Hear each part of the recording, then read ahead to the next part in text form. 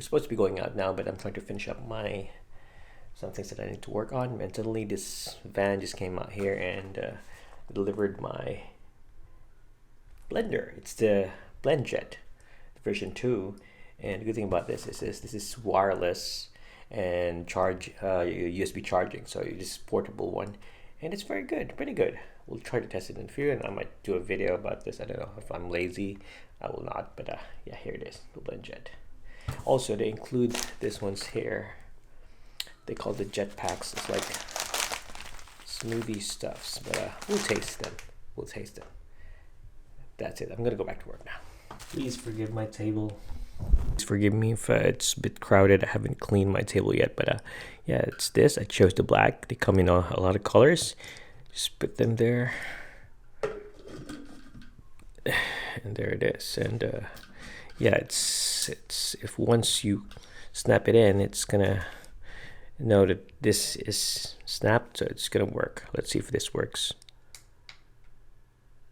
And it doesn't have any batteries, I reckon. No batteries. Dang. That's bad news. I got it, and the thing down here is broken. Like, there you go. So fortunately the jar is broken, and I sent an email to blendjet, and then they replied to me in a few seconds. Like, amazing. And they're dispatching another one for me for free, of course, because it was broken. But yeah, the thing is, I'm excited to get it, and I'm gonna wait for a few weeks now again. Well, I think shipping was around 2 weeks, so more or less 2 weeks through DHL, because it has to go customs. It's coming from the US, and it's coming over to Australia, so it's fine.